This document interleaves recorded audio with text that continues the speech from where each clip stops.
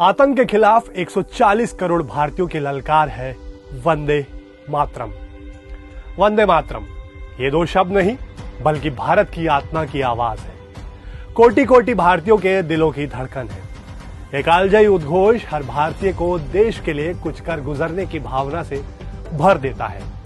हमारे इस राष्ट्रगीत के 150 साल पूरे होने पर देश इस अमर गीत के सम्मान में साल भर तक चलने वाला राष्ट्रीय स्मरणोत्सव मना रहा है, जिसका उद्देश्य है कि हमारी युवा पीढ़ी वंदे मातरम गीत में छिपी उस ऊर्जा को पहचाने जिसने स्वतंत्रता सेनानियों को एक अद्भुत प्रेरणा से भर दिया था, ताकि हमारी युवा पीढ़ी वंदे मातरम में निहित स्वाभिमान, त्याग और राष्ट्र सर्वप्रथम जैसे मूल्यों से संस्कारित हो सके, ताकि जिस भावना से भरकर कल हमने अपने देश को अंग्रेजों से आजाद कराया था, उसी भावना को पुनर्जीवित कर हम आज विकसित भारत के निर्माण में एकजुट होकर योगदान दे सके।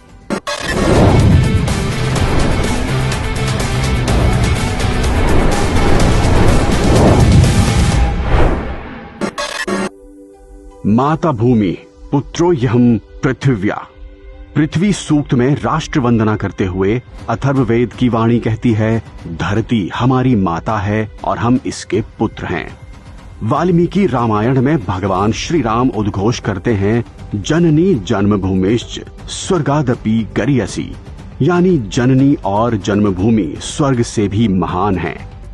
मिट्टी में माँ की मूरत देखने वाला ये पावन देश युगों युगों से इस धरती को सिंह वाहिनी भारत माता के स्वरूप में पूजता रहा है।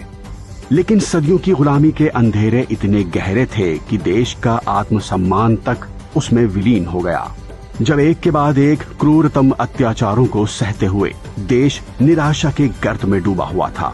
ऐसे में आनंद मठ के विद्रोही सन्यासी अत्याचारी सत्ता के खिलाफ डटकर खड़े हो गए और भारत माता की वंदना करते हुए गा उठे।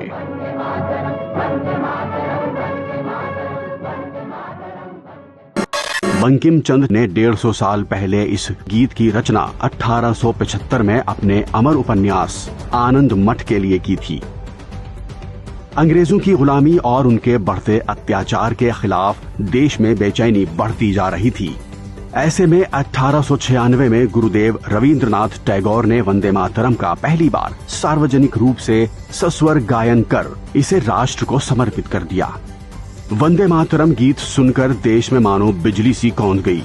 बेजान पड़े भारतीय जनमानस में राष्ट्र चेतना का नवसंचार हो गया। वंदे मातरम ने निराशा की गहरी नींद में सोई हुई देश की आत्मा को झकझोर कर जगा दिया। भारत माता की छवि कैसी होगी, इसे साकार किया गुरुदेव रविंद्रनाथ टैगोर के भतीजे और भारत में आधुनिक चित्रकला के जनक अवनींद्रनाथ टैगोर ने। उन्होंने 1905 में भारत माता को केसरिया वस्त्र धारण किए हुए चतुर्भुजा देवी के रूप में चित्रित किया। हाथ में पुस्तक, माला और धान की बाली लिए भारत माता का ये चित्र इतना प्रसिद्ध हुआ कि स्वतंत्रता आंदोलन में देश भर में इसका खूब प्रयोग हुआ। वंदे मातरम ने देश के कोटि कोटि जनकों, नौजवानों को, महिलाओं को, बच्चों को, बुजुर्गों को, सभी को गुलामी की बेड़ियों में जकड़ी भारत माता की गहरी पीड़ा और बेबसी का एहसास करा दिया।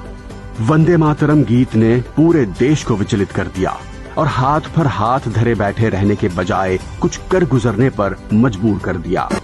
बाल गंगाधर तिलक, स्वामी अरविंदो और लाला लाजपत राय, महात्मा गांधी और वीर सावरकर जैसी विभूतियों ने वंदे मातरम को जन जन का जय घोष बना दिया। देखते ही देखते वंदे मातरम ब्रिटिश आर्थिक नीतियों के विरोध और भारत के स्वतंत्रता आंदोलन में उमड़ रही देश की जनभावनाओं का प्रतीक बन गया। 1907 में मैडम भीखाजी कामा ने जब जर्मनी के स्टुटगार्ड में तिरंगा फहराया तो उसमें बीच की पट्टी में वंदे मातरम ही लिखा हुआ था। वंदे मातरम ने भारत माता की करोड़ों संतानों को माँ बेटे के रिश्ते से जोड़ दिया और हर बेटा अपनी माँ को गुलामी से मुक्त कराने के लिए वंदे मातरम गाते हुए विप्लवी मार्ग पर बलिदान होने के लिए निकल पड़ा। भारत माता का चित्र और वंदे मातरम गीत ये दोनों क्रांतिकारियों के संबल बन गए। चंद्रशेखर आजाद और हिंदुस्तान सोशलिस्ट रिपब्लिकन एसोसिएशन के उनके क्रांतिकारी साथियों ने वंदे मातरम को अपनाया। राम प्रसाद बिस्मिल, अशफाकुल्ला खान और उनके साथी वंदे मातरम गाते हुए कुर्बान हो गए। तो वहीं भगत सिंह ने अदालत में भारत माता की जय कहकर अंग्रेजों की नींद उड़ा दी और वंदे मातरम का उद्घोष करते हुए सुखदेव राजगुरु के साथ फांसी के फंदे पर झूल गए। जाने कितने ही क्रांतिकारियों ने वंदे मातरम का उद्घोष करते हुए अंग्रेजों की लाठी गोली को हंसते हंसते खुद पर झेला और शहीद हो गए। बंगाल में बंग भंग आंदोलन से लेकर महात्मा गांधी के असहयोग आंदोलन और बाद में अगस्त क्रांति के अंग्रेजों भारत छोड़ो के जनज्वार तक वंदे मातरम ही स्वतंत्रता संग्राम का मुख्य प्रेरणा स्रोत बना रहा। वंदे मातरम का मूल भाव क्या है? वंदे मातरम का मूल भाव है भारत मां भारती, भारत की शाश्वत संकल्पना, वो संकल्पना जिसने मानवता के प्रथम पहर से खुद को गढ़ना शुरू कर दिया। स्वतंत्रता प्राप्ति के बाद डॉक्टर राजेंद्र प्रसाद ने संविधान सभा में 24 जनवरी 1950 में वंदे मातरम को राष्ट्रगीत के रूप में अपनाने के संबंध में अपना वक्तव्य पढ़ा, जिसे स्वीकार कर लिया गया और इस तरह स्वतंत्र भारत को राष्ट्रगीत के रूप में वंदे मातरम की वो पवित्र विरासत मिली, जिसके पहले दो शब्दों में ही वो अपार ऊर्जा समाहित है जो लोगों के दिलों में देश प्रेम की भावनाओं का ज्वार जगा देती है। 1936 में बर्लिन ओलंपिक की फाइनल के पहले अपनी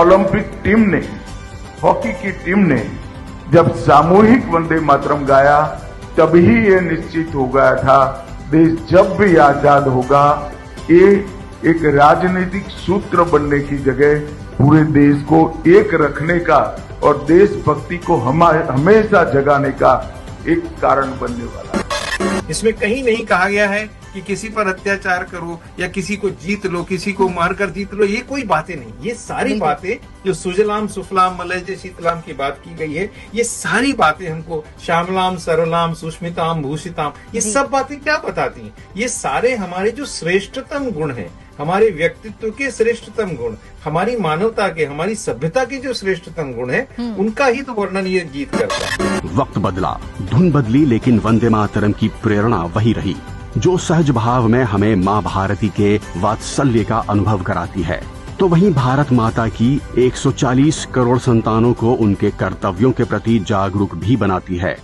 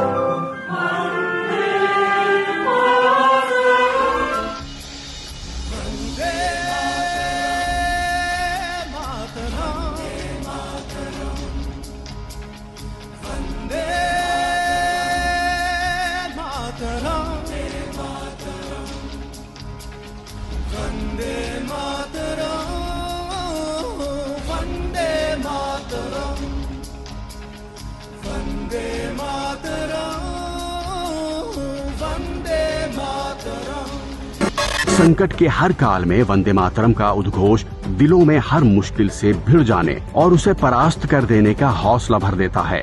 तो वहीं विजय के क्षणों में वंदे मातरम हर जीत, हर उपलब्धि को पूर्णता प्रदान कर उसे माँ भारती के चरणों में समर्पित कर देने का भाव जगाता है।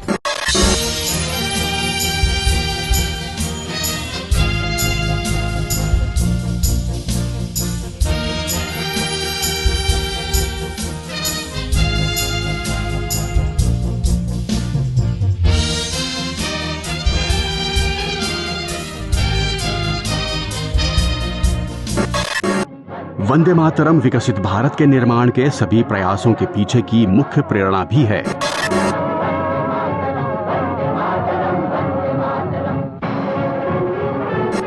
बीते 11 साल से दुनिया नए भारत का भव्य स्वरूप देख रही है। वंदे मातरम के भाव से भरा भारत दुनिया की तीसरी सबसे बड़ी अर्थव्यवस्था बनने की ओर तेजी से अग्रसर है।